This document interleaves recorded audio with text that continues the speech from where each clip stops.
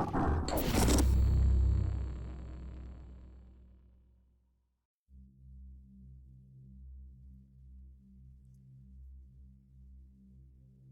sending this last message to whomever might be listening. American, British, German, I don't care. Just listen to me and heed my warnings. My name is Arnold Richter. I'm a Brigadeführer in Waffen SS of the glorious fatherland. We were sent to an island in the year 1941 to construct an air base for our great Luftwaffe to assist in the invasion of the United States of America. And I'm currently trapped in a submarine on the ocean floor, surrounded by an ancient horror that I can barely comprehend. I was placed in charge of an expedition to a small island in the North Atlantic on May 21st, 1941. We were to build an airship and a small base for our long-range bombers to bomb the cities of North America's eastern coast.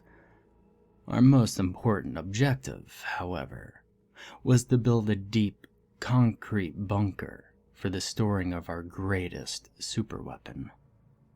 And although I don't fully understand its mechanisms, I know that it's the only one of its kind in the world, and utilizes the most basic structure in the world to destroy a city in a single strike. I commanded a section of the best men in the SS and Luftwaffe, all of them veterans of the fiercest fights in our many conquests. We brought along bulldozers, a mobile crane, 5 trucks, and dozens of tools, from shovels to jackhammers, and more than enough concrete to fill a lake. We set out aboard the Bismarck, the greatest ship ever built by the Kriegsmarine. She was massive and could move at a speed of 30 knots. It guaranteed safe and comfortable passage to our destination. Our convoy was made up of 2 heavy cruisers and a submarine, the U-2550. The cruisers left us when we reached the Atlantic Gap, but the submarine was to stay with us to the island and remain in the bay carrying the bomb until the storage bunker was completed. I commanded 2 platoons of crack SS soldiers, 40 men and officers, armed with the latest weapons.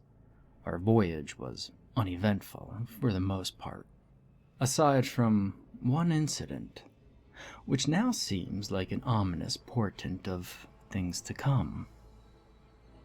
As we neared the island, one man had a nervous breakdown. He had fought in Poland, France, and Russia, killed dozens of men, women, and children, and yet the very thought of the island had him quivering in his black uniform. We managed to calm him down, but he begged to be allowed to stay on the ship when we landed. Considering the man's mental state, it was decided that, were he ordered to go ashore, he'd cause more trouble than he was worth, and was allowed to stay behind. As soon as we were close enough, all 39 men boarded landing craft and headed for the shore. The water was thick with sargasso seaweed, but it felt like there was something else preventing our boats from reaching shore.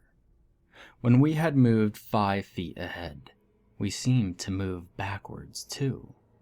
After a grueling hour, when the water was nearly deep enough for the door to be lowered for the men to climb out, the strange, backward current let go of us. I shudder, in retrospect, to think of what the current might really have been. As soon as we had left the boats, their skippers backed off the beach and returned to the ship for our supplies. Now, we took full stock of our surroundings. The island, while only a few miles wide, was almost 5 leagues long. In the center was a grassy plateau, raised 20 yards up from the beach, and accessible only by a small road leading through the thick forest surrounding it.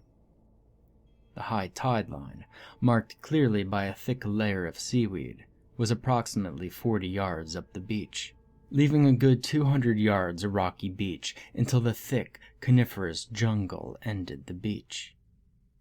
When we had our machines and supplies, we drove off to the road. It was made by a group of miners in 1939, hoping that there was gold in the hills.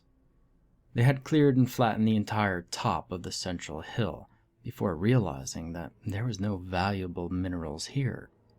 The plateau was about 1,000 feet long and 200 wide. We began to set up our prefabricated buildings and prepare the ground for a runway. The planes would be brought in later by a force set to relieve us as soon as the runway was flightworthy.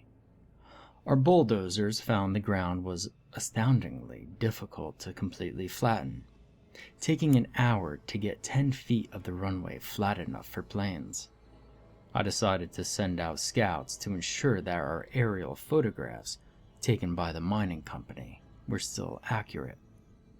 Reports from passing submarines said that the island was entirely deserted, but it never hurts to be careful. After only a few hours of waiting, the scout team sent north along the beach returned. They were panting, having run the whole way back. When presented with chairs, one sat down and immediately fell fast asleep. The other, a Schütz by the name of Adolf Wagner, reported a strange, cyclopean structure. It had a short, rounded tower, only about 10 feet high.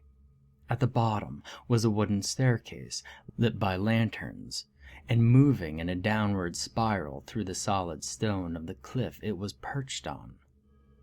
As a former student of architecture, he was able to assure me that it followed no school of architecture known to him.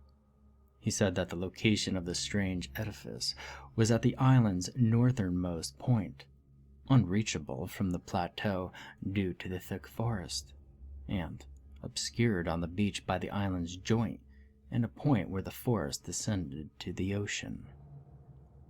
I, of course, assumed that this was some sort of allied base, meant to help close the Atlantic Gap. Odd, considering the island's remoteness. After meeting with my subordinates, we concluded that they wouldn't suspect our presence on the island, and would take a while to get mobilized. We mustered a platoon, and, not needing the services of 2 tired scouts, beaches being astoundingly easy to follow, allowed them to stay behind. The whole group was prepared for fierce combat, and armed with the greatest weapons ever created by Germany. We had MP40s, G41s, even some of those new paratroop rifles. Loaded into 3 trucks, we drove down the beach for a good hour before we reached the bend. It was a gentle curve for half a mile, then suddenly jolted backward like the joint of an elbow. Rounding the joint, we were able to see the point where the trees reached the waterline. Disembarking, we quickly moved into the forest, going just deep enough into the trees to be unseen by enemy sentries. As we moved slowly through the thick woods, we felt rain begin to fall. Soon, drenched and covered in pine needles, we reached the edge of the tree line and were able to behold the building for the first time. It is strange how objects described to us can differ so drastically in real life from the image in our mind's eye. We imagine things as being similar to familiar objects. Sometimes a building is thought of as one's own home, with the rooms rearranged, or a person's face as looking similar to one's own. There is, as with most things, a scientific explanation. I will not bore you with the details, but essentially, it is an unconscious mechanism to help make foreign things seem friendly, probably dating back thousands of years. And this structure conformed to that rule perfectly. The first thing everyone noticed was the utter lack of fortifications. The second thing was the building. No, it wasn't exactly a building. It was a perfectly conical piece of stone, entirely carved out of the solid granite cliff it was perched on. It was taller than the scouts described, closer to 20 feet tall, and had a base of probably 30 feet. It was more than large enough for aerial reconnaissance photos to capture, yet, as they all showed, was a rocky cliff in this location. The stairs described by the scouts were there, visible through a doorway in the tower, and lit by what appeared to be gas lanterns. Several men began muttering prayers as we observed the surrounding area. It was entirely dark out now, and raining heavily. The tower was about 300 yards away, a tough distance to charge, especially without any cover, our machine guns being used as sentry guns back at the base. The whole area was nothing but solid stone for a few hundred yards around, now soaked and slippery from the rain. I looked at my watch for a moment, able to clearly see the time from the light of the tower. And that's when all hell broke loose. At exactly 9:24:16 p.m., we heard the sound of machine gun bursts from the direction of the camp. At the same moment, one of our men assumed that his comrades had opened fire and began running towards the structure ahead. A second later, a man mistook this as an order to charge. And then, the whole platoon charged, assuming I had given the order. I, of course, had to follow them. My aides ran after me, and we were all bolting over uneven, rain-soaked stone. Men were slipping and falling all around, most luckily getting back up again. The first 200 yards were just a blur of motion. I took out my prize Luger, dropped it, and picked it up again. I stumbled and tripped numerous times, but I doubt there was any man who didn't. At 100 yards, we were able to see the tower much closer. Its surface seemed uneven, covered with small and uneven pockmarks. At 50 yards, I was able to see what they actually were. Hieroglyphics of some unknown language. The charge stopped at 20 yards, when the bulk of the platoon realized what they were looking at.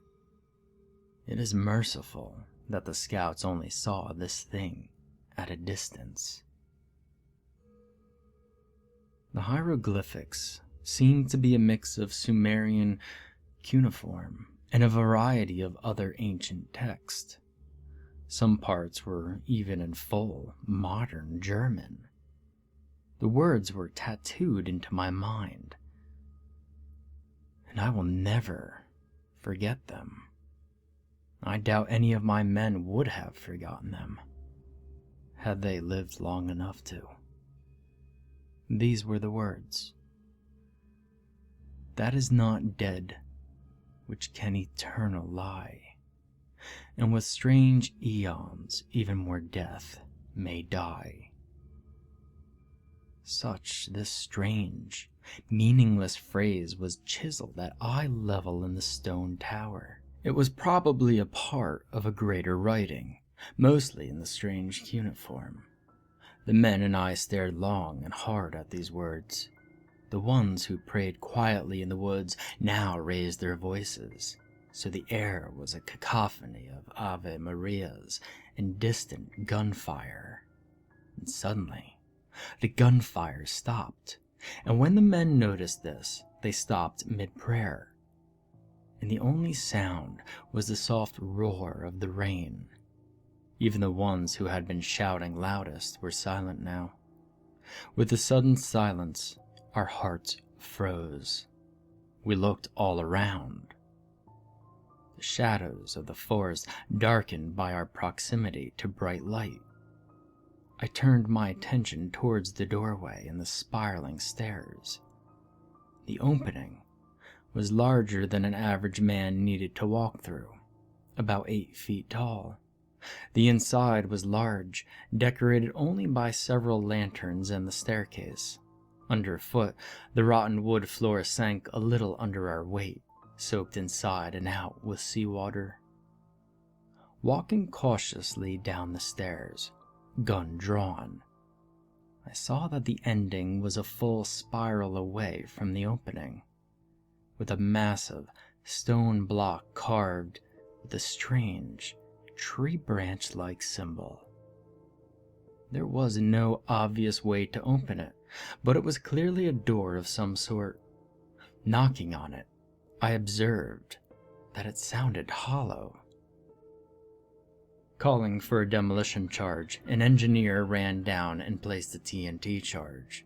We jogged back to a small ravine in the rocky cliff a dozen yards away and ducked down. The engineer kneeled next to us and muttered a prayer as he pushed on the plunger. The blast shook the earth, sending chunks of stone flying up the staircase and out of the opening. And as the smoke cleared, we perceived that part of the building's floor was burning, the explosion having dried out the closest parts to the stairs.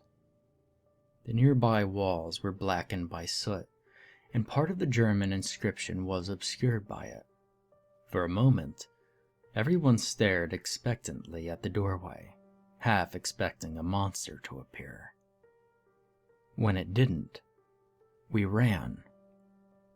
We ran back towards the tower, all caution thrown to the wind. The fire was soon put out with the help of a few helmetfuls of rainwater, the floor being only slightly charred due to the water that had no doubt soaked in it for years. I decided that we should all explore the stairs, myself in the lead, of course. The engineer pounding a nail into the wall and placed a long wire coil on it to help us find our way back if something happened. Moving slowly in double file down the wide stairs, we first noticed how much warmer and dry the staircase was compared to the building. The sides were perfectly smooth, and I noticed that the lanterns seemed to dim as we passed them. As we descended, the claustrophobia began to eat at some men. They could be observed fidgeting, jumping at every shadow.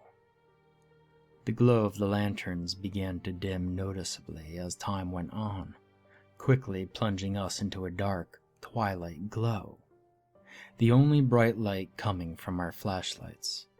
As we moved deeper and deeper, I noted that the incline was shrinking, the stairs eventually becoming several feet long. This was the point when I realized that the structure might not have been built by the Americans, or even the mining company. And the more I thought about it, the more apprehensive I became. What if some ancient terror lurked deep within the bowels of the structure? Presently, my speculations were cut off by a sudden, collective gasp. We had entered into a huge stone chamber made entirely out of massive beige blocks. The room was brighter than the staircase leading to it, and contained no clues to the enigma of its construction. It measured a good 100 feet in all directions, more than big enough for all of the men. I was advised to send down the rest of the men. It seemed safe enough. When we had begun exploring the room, the real horror began. When the last man had entered the room, a door slid out of the opening to the stairs, and slammed shut.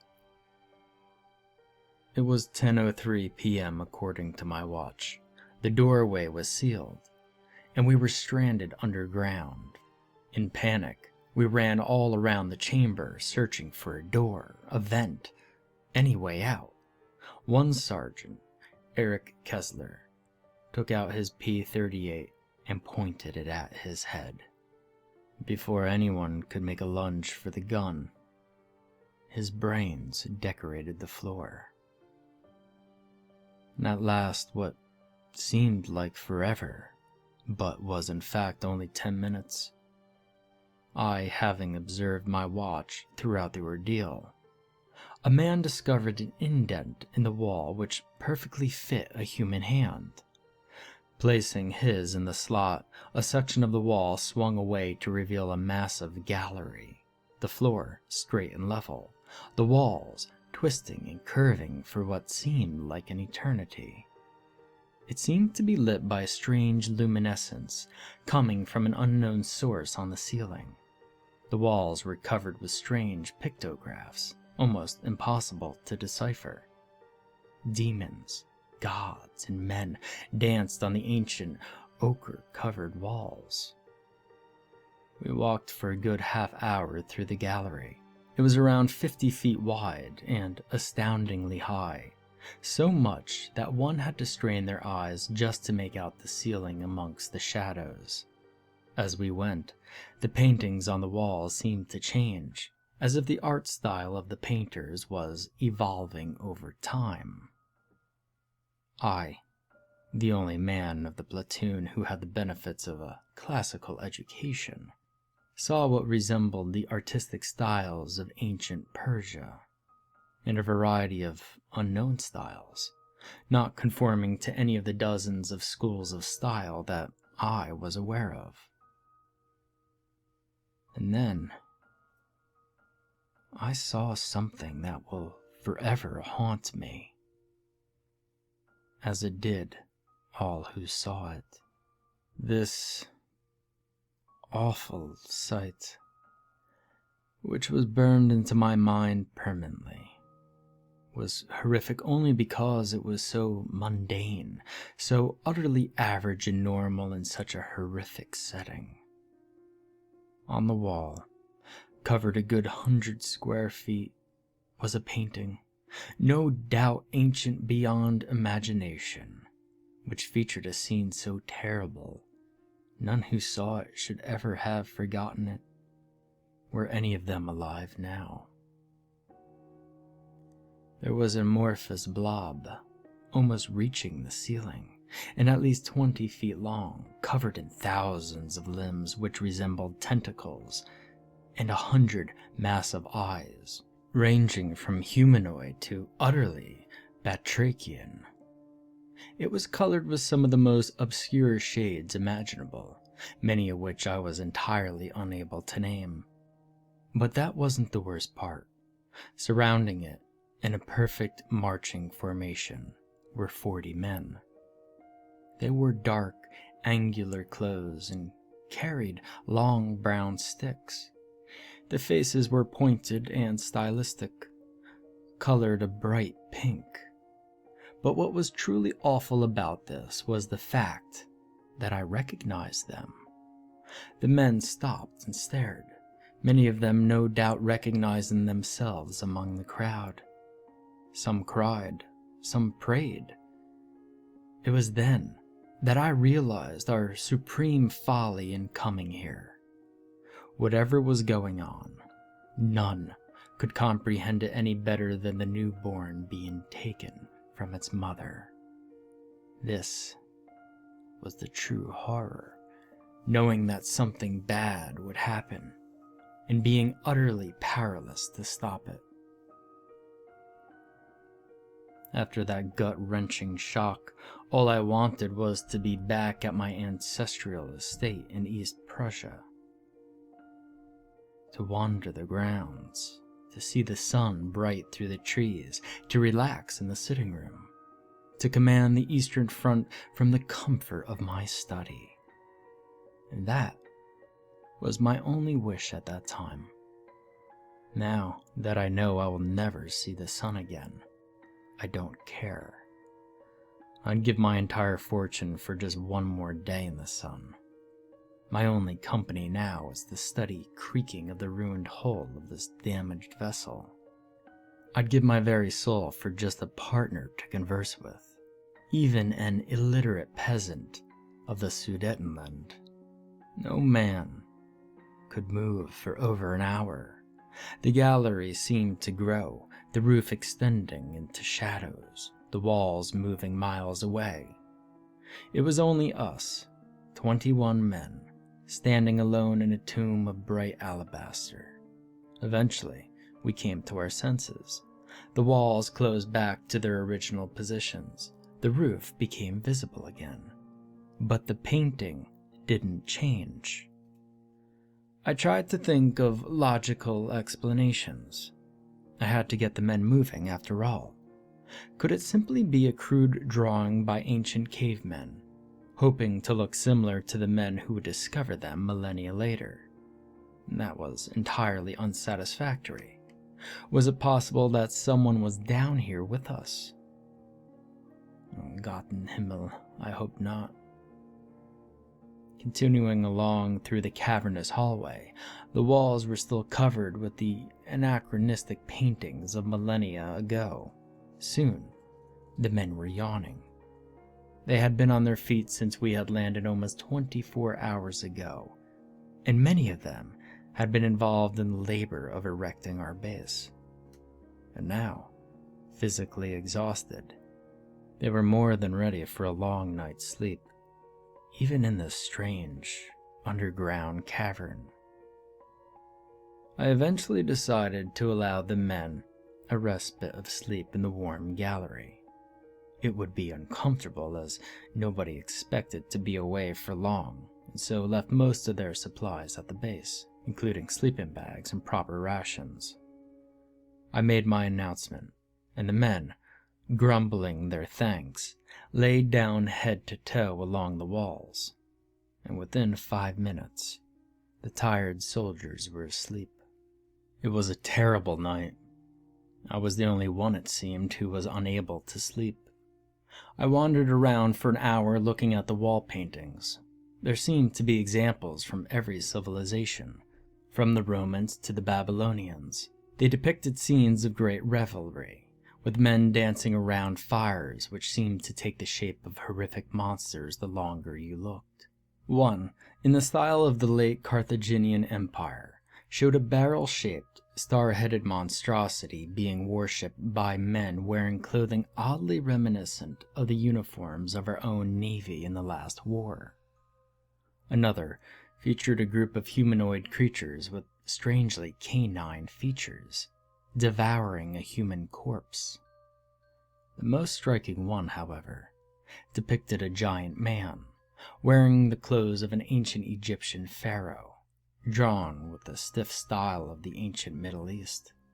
He held a cruel scythe in one hand, a cobra in the other, mocking the regalia of a proper pharaoh, his headdress similar to the Peshent.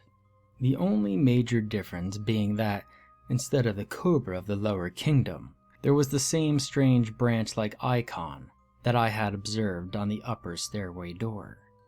He stood over a pyramid, not the ruins that exist today, but a wholly different structure of white and gold.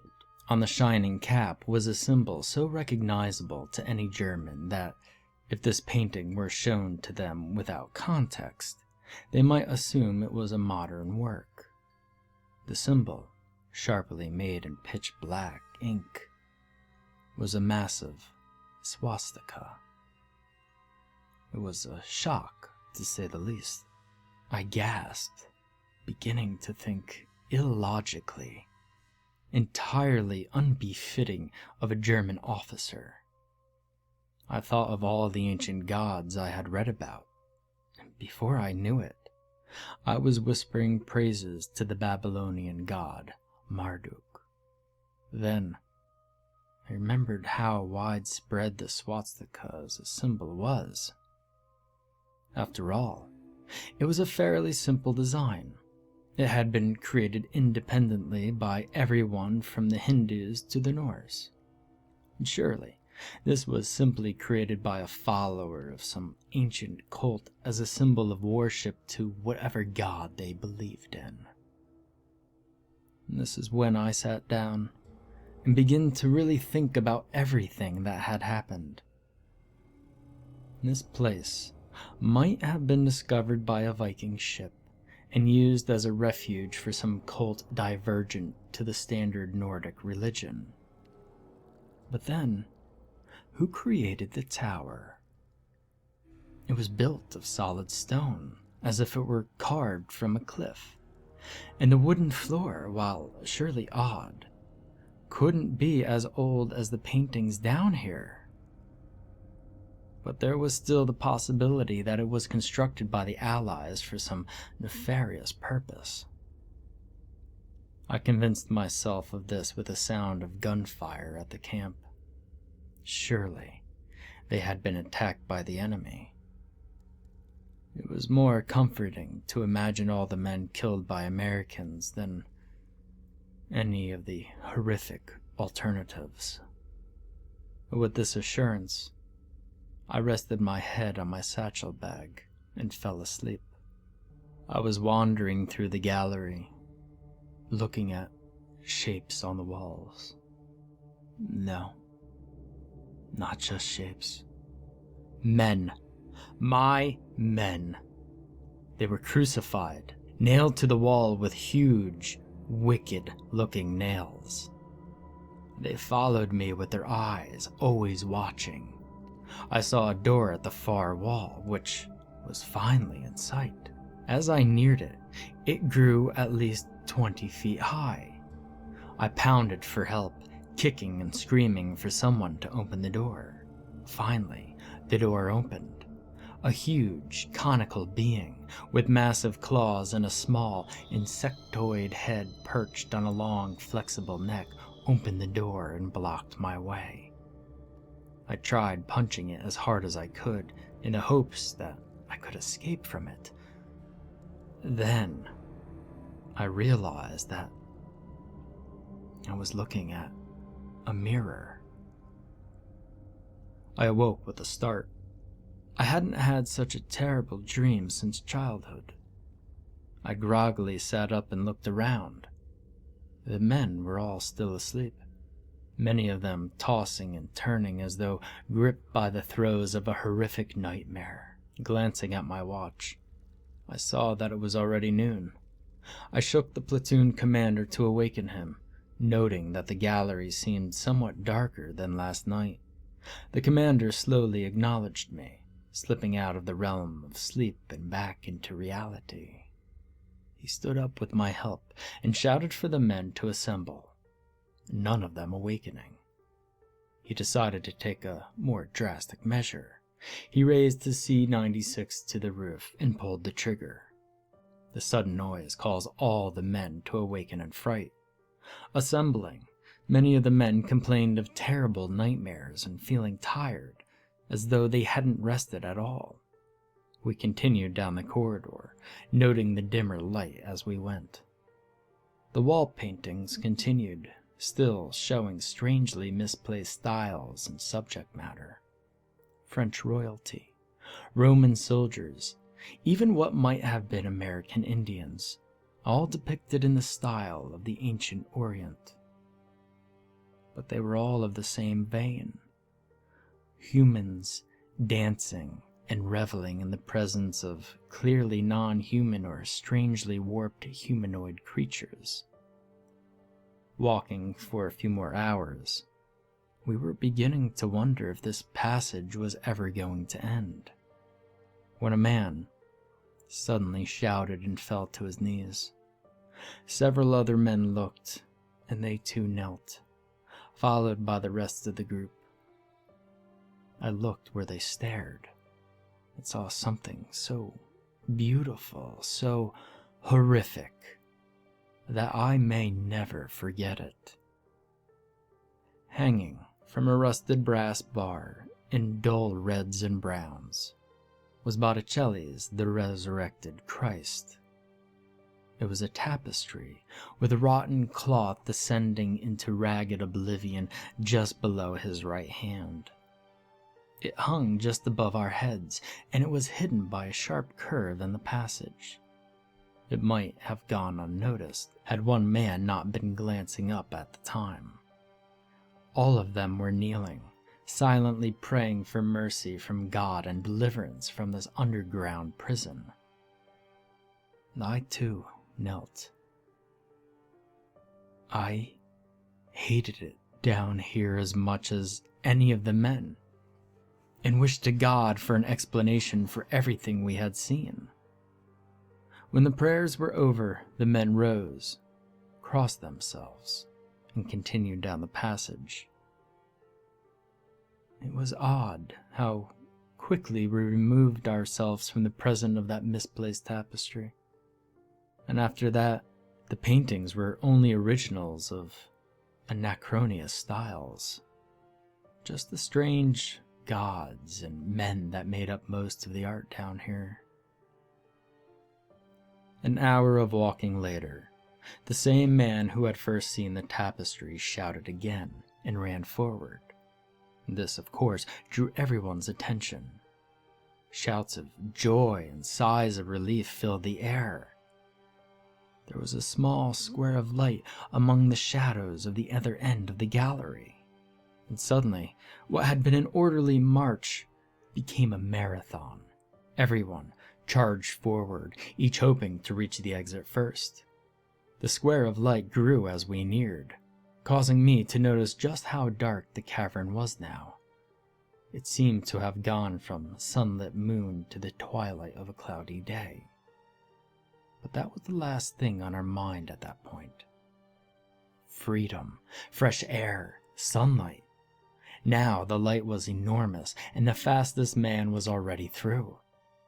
I ran through the opening, bathing myself in bright afternoon sunlight. Only, we weren't outside. We were inside a huge stone chamber, lit by the same sort of lanterns as the above-ground structure from yesterday. Looking bewilderedly around, the first thing anyone noticed was a massive glass window in the wall across from the door. This is where I fainted. Outside the window was the ocean floor. We were underwater. The chamber we were in was easily 200 feet high, with a glass skylight letting in sunlight. Outside we could see U-2550, just sitting on the sandy bottom.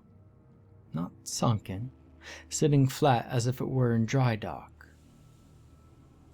And it was surrounded by, by the corpses of the crew were chained by their feet to the seafloor, their bodies moving slowly with the waves, their faces twisted in final agony, their guts opened and innards floating about. And walking around were, they appeared humanoid from a distance, but the closer ones were clearly non-human. They seemed to have green skin, glistening in the underwater light. They were at least 7 feet tall, huge claws and teeth. In the split second I beheld them, I was reminded of a frog, a crocodile, and a fish. Nobody could make any sense of the creatures were, or what they were doing. They walked about, performing unknowable tasks with obscure items. And I wonder, how many of my men had fainted along with me at that horrific sight? All that I know is that when I awoke, one of the fishmen was staring down at me. It stared with its wide, batrachian eyes, piercing into my very soul. I immediately forgot my Prussian dignity and let out a shriek loud enough to wake the dead. As I looked around, terrified, I realized that most of my men were here. We were all lying on vertical steel tables with rusty iron bonds restraining our arms and legs. The room we were in was cavernous, much like the chamber the tube opened into. The walls were muddy brown limestone with slight dilutions of color showing where blood stains might once have been. From what I could make of the floor, it was made up of rotten planks, as if they had spent centuries absorbing and releasing salt water. The tables were standing in straight rows on either side of the room. One row faced forward, the other backward. Above both rows, there was a rusted metal track holding the tables along several inches. All of the men I could see were wearing their undercloths. Many had bright red stains on their otherwise white undershirts, showing that many were likely dead. At this time, I realized that while my Luger was missing, I could still feel the slight bulge of my backup pistol, a small Mauser HSC, hidden in my undershirt. I began to slowly squeeze my right hand through the bond when I heard an unexpected sound. I looked up, toward a catwalk running along the opposite wall. A man stood on it, dressed in a fine suit. He looked almost normal, but with some slight imperfections that would hardly warrant him a second glance to someone who hadn't ever seen the fishmen. But to me, the similarities were undeniable. The tablet I was on swung onto a secondary track, moving me through the room into a wide, dark doorway. As I moved, I saw dozens of fishmen holding cruel-looking knives, moving men from gurneys in the center of the room to more of the steel tablets. Tracks both led into dark openings on the far walls. I stared into the darkness rising before me, and was quickly plunged into it. Before my eyes could focus and take in my surroundings, I was suddenly plunged back into bright light. As my eyes focused, I heard a voice in front of me. "Welcome, General Richter. Do you know where you are?" The voice was speaking to me in badly accented German, with a slight growl to it. "You're inside the U.S. Navy's top-secret DAGN site. We were lucky Hitler sent that A-bomb to this particular island. Otherwise, we might needed to actually work to stop you." I could now see with clarity the man standing before me. He was the same one from the catwalk in the other room. Now that I was closer, I could see that his eyes definitely bulged, much like a fish man, and the sides of his neck were wrinkled, not with age, as he seemed to only be around 30 years old, but in a pattern similar to the gills on the neck of the fishman. "Who are you?" I asked with apprehension. "My name is Colonel Olmsted of the United States Navy," he said. "What in the name of all that's holy are those things?" "Those are Homo Profono Superior, the next step in human evolution." The next step in human evolution. I wondered whether he was kidding. Studying his face, I realized that he wasn't. And even worse, if I was right about him, they were a part of human evolution. I decided to pull myself together and ask him something important. "What are you doing with my men?" "Them? Why, they're going to help us defeat you. See, we're going to war with Germany and Japan in a few months, so it won't hurt to be ready. We're getting some help, see? From the Shagals. Don't worry, your men aren't going to suffer. They'll just be keeping it content until its big meal comes along. At this point, I was willing to believe anything. If this man said America was going to attack Germany with something called a Shaggoth, and it needed to eat humans, he was telling the truth. Presently, a man in a white Navy uniform had rushed me into the room. It was relieving to see a regular human here, even if they were clearly in a league with both the enemy and the fishmen. Colonel Armstead, sir? The deep ones have gotten the sub open. They're looking for the bomb as we speak. Good work. Make sure they're careful with it. If they set it off, it could destroy this entire base. In his momentary lack of attention, I had finally managed to wriggle my right hand loose. Before he could act, I had opened the secret pocket in my shirt and whipped out my pistol. At the same moment that my left hand came loose, I pulled the trigger. One 9mm bullet slammed into Olmsted's shoulder, another into the neck of his human underling. With a burst of strength, my right foot came loose and kicked at the left one's shackle.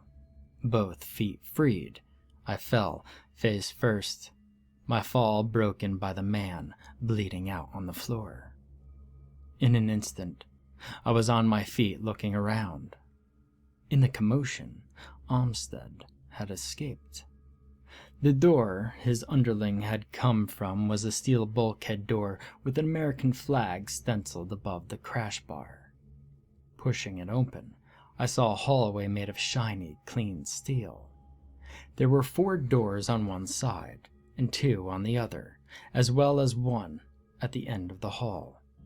Looking down, I could see a trail of blood, clearly belonging to Olmsted, which terminated at the far door.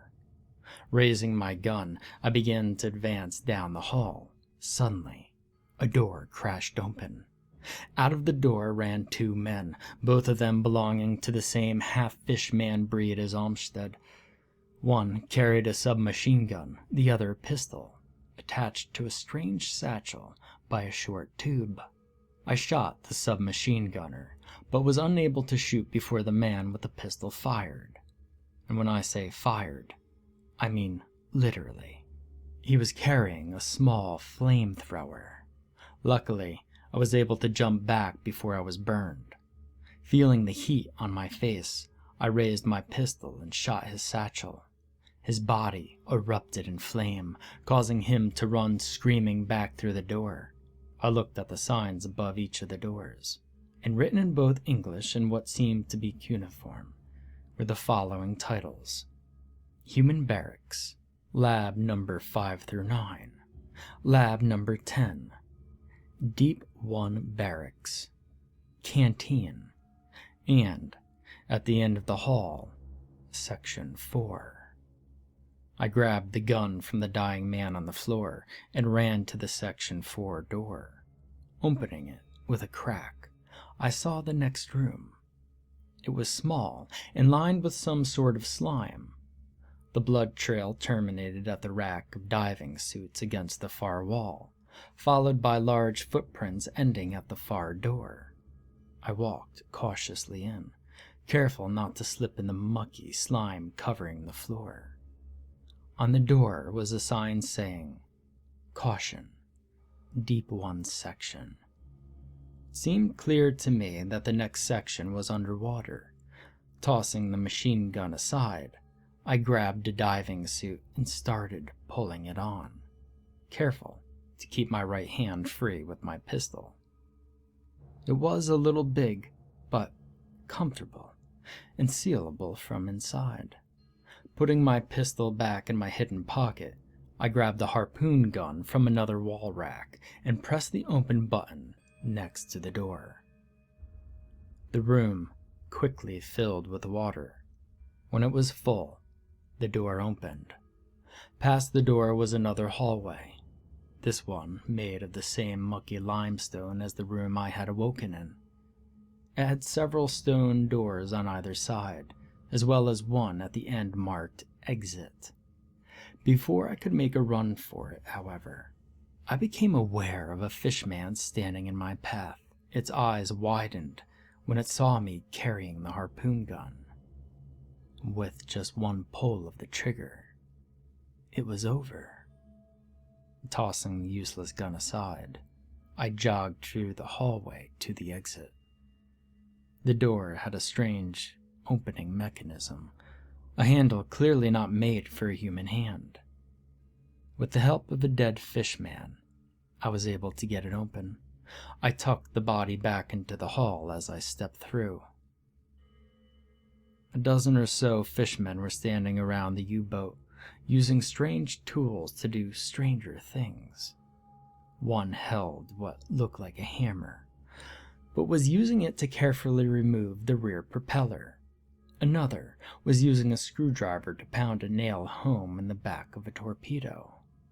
Hopefully, if they had gotten inside, they would have kept the pressure inside, right? It would still be full of air, hopefully. They could obviously breathe air, so they wouldn't have any motivation to flood the sub. I walked over to the submarine and looked at the diving door. It was sealed, which, although no assurance, meant that they might have kept the air inside. Unscrewing it, I poked my head through. The diving room was empty except for one thing, a diving suit.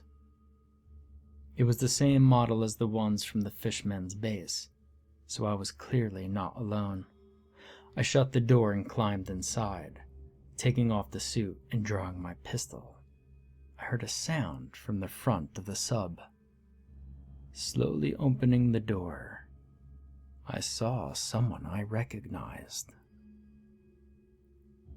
Olmsted stood, pistol in hand, apparently waiting for me. He raised it, saying, "I hope you don't mind putting that down." I was certainly in no position to shoot him, so I carefully placed my pistol down on a nearby table. "I don't suppose you know what happened to your friends at the camp, do you? I sent some deep ones over there. As soon as they saw them, they all ran. And I personally hunted all of them down and killed them." "You bastard," I said. "You know, the bomb's still here in the sub. If you were to grab that gun and shoot me, you'd be able to detonate the sub and the entire island. Of course, I'd shoot you before you could move, but still." I let him continue, only because my pride was trumped by the .45 caliber pistol pointed at me. "Now, you don't know who my grand uncle is, do you? Admiral Barnabas March. The single most powerful man on the planet. Really, with a word, he can make the deep ones rise up and destroy all of humanity. Oh, come on now. Even if you have 1,000 of those things, you can hardly think they can destroy the armies of the world. Even if many of them break rank and flee upon seeing your monsters, there will still be enough men to kill all of them," I stated matter-of-factly. Ignoring me, he continued, "The planet's changing, see? And in a few hundred years, humans won't be able to survive. We're making sure it survives. Sort of." "You're crazy. How can you call them an extension of humanity? They're as human as Jews or Slavs," I exclaimed. "You're a party member, aren't you? One of the old guard, marching in Munich, staggering the rallies?" he asked rhetorically. At this moment, he must have felt confident that I was too scared to grab my gun, because he put his down and lit a cigarette. He was wrong. I grabbed my small Mauser and put a bullet in his face. And so here I am, sitting here, listening to fishmen working on the submarine, unaware of what has just occurred inside. My watch shows that's currently 5:45 in the evening. I discovered a demolition charge in the locker and set it up near the bomb. It's on a 10-minute timer. Should be able to wipe this horrible place off the face of the earth. But there's one thing I'm worried about. If Olmsted was telling the truth, there might be a dozen more places like this across the world. What will happen when this one is gone? Will Marsh have his fishmen rise up and kill everyone? I can only pray for God to destroy these monsters. I'm going to shoot myself now. Goodbye.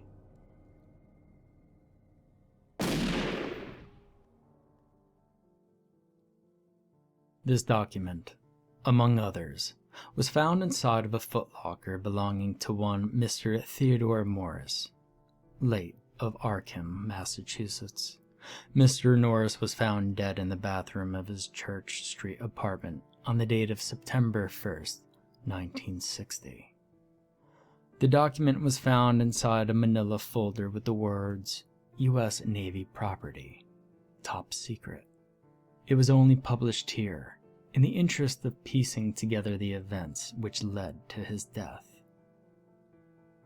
The other contents of the footlocker include 1 long-barreled artillery Luger, scorched black on left side, manufactured 1939. 1 Iron Cross, scorched black on rear, awarded during 1930s, exact year indecipherable. 1 Geiger counter, reading minimal radiation levels inside locker. Signed, Constable Brian O'Donovan. Report September 3rd, 1960.